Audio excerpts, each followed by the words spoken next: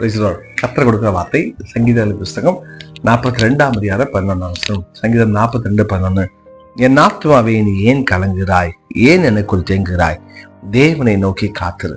சரி, அன்பான கர்த்தருடைய பிள்ளையே, சங்கீதக்காரன் தாவீது ஆண்டவர்ட்ட என்ன செய்யறான்னு சொன்னா, ஒரு ஜோம் என்ற ஒரு காத்தை பார்க்க முடியும். அவன் தான் ஆத்துமா பார்த்து தனக்கு தானே சொல்றா, என் ஆத்துமாவே நீ ஏன் கலங்குகிறாய், ஏன் எனக்குள் தேங்குகிறாய். அப்படின்னா அவன் எதிர்பார்க்க ஏதோ ஒரு விஷயம் அவன் ஆத்துமாக்கு என்ன செய்யலாம் இன்னும் கிடைக்கல. அதான் அவன் இப்படி ஜோம் பண்றான், என் ஆத்துமாவே ஏன் எனக்குள் கலங்குகிறாய், ஏன் எனக்குள் தேங்குகிறாய். சரி, இந்த ஆத்துமா தாகத்தை தீர்ப்பதற்கு யார் தீர்க்க முடியும்னு சொன்னா ஆண்டவர் மட்டும் தான் தீர்க்க முடியும். நல்லா கவனிச்சு பாருங்க. நம்ம சரிய பிரகாரமான தாகத்துக்கு நம்ம என்ன செய்யறோம்னா தண்ணி கொடுக்குறோம், தண்ணி குடிக்கிறோம். நம்ம சரிய பிரகாரமான அந்த உடல் பலனுக்கு நம்ம என்ன செய்யறோம்னு சொன்னா ஆகாரம் கொடுக்குறோம். நம்ம சாப்பாடும் தண்ணியும் குடிக்கும் போது நம்முடைய சரீரம் பலன் அடைகிறது.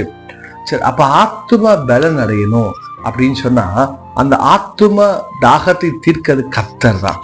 அந்த வாழ்க்கையில ஏதோ ஒரு விஷயத்துக்காக எதிர்பார்த்து காத்திருக்கான், அது அவனுக்கு இன்னும் நடக்கல. அதான் அவன் சொல்றான், ஆத்துமாவே நீ கலங்காத, நீ திங்காத, தேவனை நோக்கி அமர்ந்துரு. ஏன்னா அவனுக்கு தெரியும், என் ஆத்தும தாகத்தை தீர்க்கிறவர் ஆண்டவர்.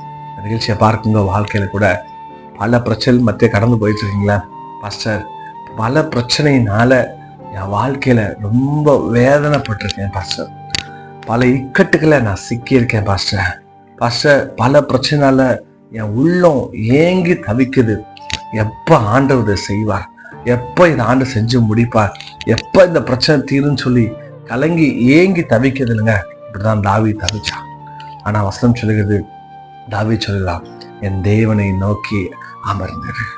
வசனத்துல வாசிக்கிறோம்.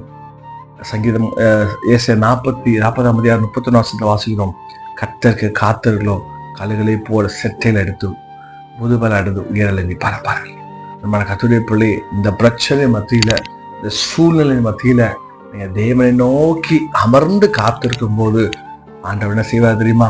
பிரச்சனையை மாற்றுவார். நம்பர் 2, உங்களோட வாழ்க்கையில புதிய பலனை கற்றுக் கொடுப்பார். இதனால கலக்கத்தோடு நிகழ்ச்சியை பார்த்துட்டு இருக்கீங்களா? நீங்க கலங்காதீங்க.